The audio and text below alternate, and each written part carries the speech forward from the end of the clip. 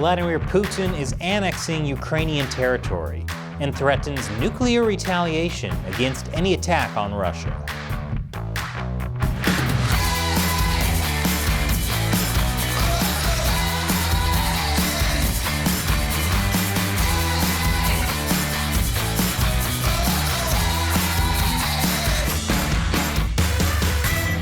Welcome to America Uncovered. I'm Chris Chappell. Russian President Vladimir Putin has certainly been making headlines lately. Putin got attention because of his not-so-thinly veiled threat to resort to nuclear weapons, which was definitely not a bluff. Then it was because of his partial mobilization to send more troops to Ukraine, followed by all the people fleeing the mobilization. And now Russia is attempting to annex 4 occupied regions of Ukraine, which is causing a global outcry. Putin just basks in that spotlight. So how exactly is Putin intending to annex eastern Ukraine? Well, from September 23rd to the 27th, Russian-backed separatists in these regions held referendums voting on whether to join Russia. This is despite the fact that separatists don't have complete control over these territories. And what do you know? Every region voted overwhelmingly in favor of joining Russia. Which means that, as far as Putin is concerned, Russia is now the new owner of roughly 15% of Ukraine. Putin celebrated the annexation at the Grand Kremlin Palace last Friday, but not before giving one of the most anti-Western speeches he's ever given, where he slammed Western dominance and colonialism. Meanwhile, Russian dominance and colonialism is totally justified. Russia's 2 houses of parliament are now formally ratifying the annexation treaties, just in time for Putin's 70th birthday. Happy birthday, Putin. This is the same playbook Putin followed when he annexed Crimea in 2014. Install a supportive local government, hold a referendum, annex. Rinse, wash, repeat. The annexation of Crimea was a big hit with Russians, which might be why Putin's doing this now. As it turns out, conquering Ukraine is a bit like making lemonade. It seems easy, but do you have any idea how many lemons you have to squeeze just to get a tiny amount of juice? Russia is facing heavy losses against a highly motivated and successful Ukrainian counteroffensive. Putin wants to make up for these losses by mobilizing Russian men for combat, because when life doesn't give you lemons, just start drafting them. But it's causing a major backlash. According to reports, hundreds of thousands of Russian men are fleeing mobilization. Many more are angry, especially after hearing how the old and sick are being recruited. Even media elites and lawmakers are infuriated. Public opinion has gone so bad that Putin had to admit that mistakes with the mobilization must be corrected. Of course, Putin would never admit that he's the one who screwed up. If you want to learn more about Putin's mobilization, check out our previous episode. The link is below. But Putin needs to keep Russians committed to his war effort, and keep them from thinking he's so crazy he should be committed. So he's using the legal system to speed up Russia's takeover of Ukrainian territory. Putin needs to show that his invasion is worth the cost, and he needs to build the basis for a long, drawn-out fight. Of course, almost nobody outside of Russia seriously believes that the referendums are legit. U.S. President Joe Biden said the referendums are an absolute sham manufactured in Moscow. And according to the UN Secretary General, the referendums cannot be called a genuine expression of the popular will.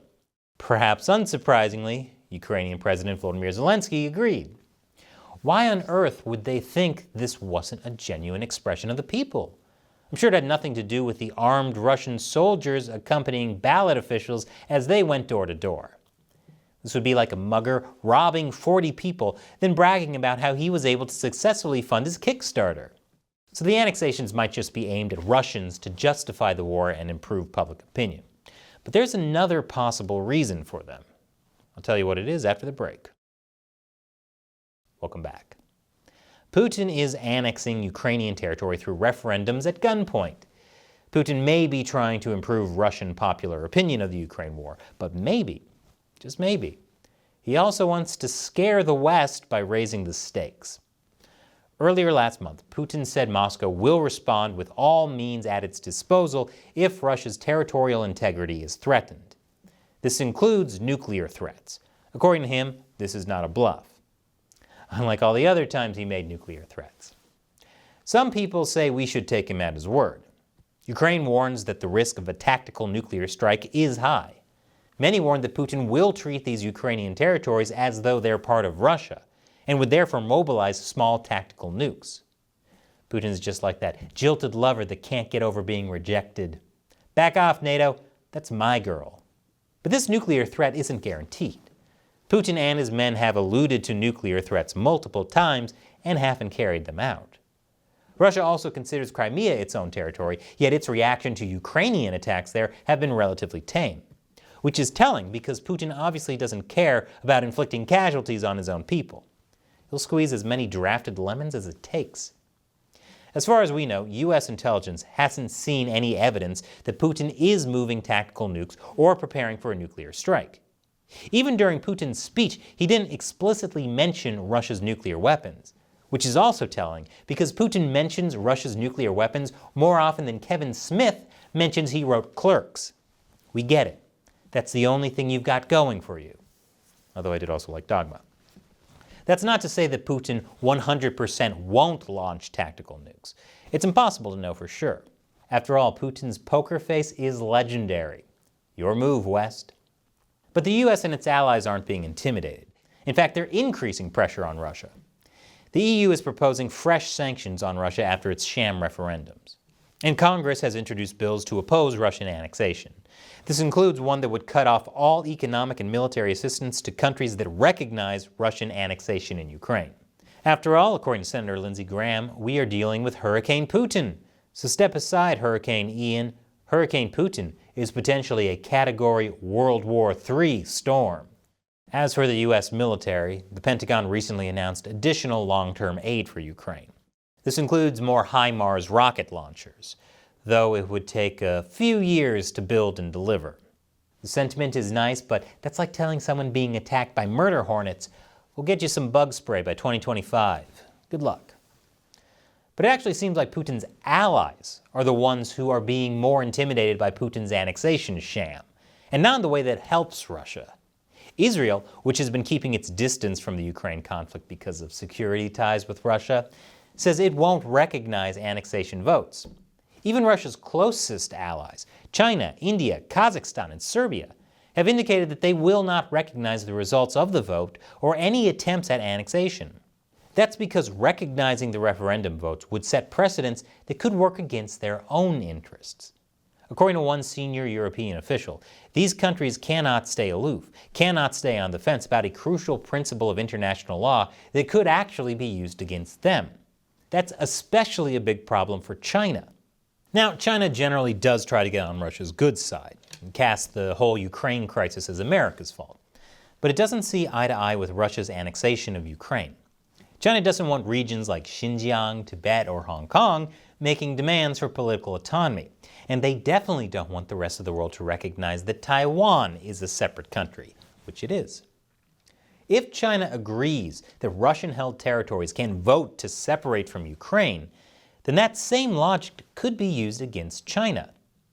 Putin is really putting China in an uncomfortable position. So I guess he's not all bad. It's the same issue China faced back when Russia first annexed Crimea in 2014. China abstained from voting on a UN Security Council draft resolution that would have condemned the referendum in Crimea as illegal. China's propaganda department also ordered all Chinese media and social media to keep Crimea's referendum to join Russia on the down low.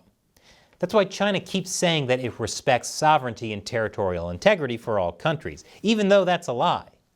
China respects territorial sovereignty and integrity about as much as Gallagher respects watermelons. But China doesn't want anyone looking too closely at the situation in Taiwan, let alone Xinjiang, Tibet, or Hong Kong. Nothing to see here, folks. This isn't like Ukraine at all. So with even his allies keeping their distance, Putin's efforts to scare off his enemies is isolating him from his friends. And his desire to annex Ukraine isn't even guaranteed if Ukrainian forces manage to push out Russian forces. Given that the U.S. is helping Ukraine push back against Russia, it seems neither the U.S. nor Ukraine are afraid to spend years dealing with Hurricane Putin. So what do you think of Russia's annexation? Leave a comment below. And if you like this show, remember that we rely mainly on direct support from viewers like you.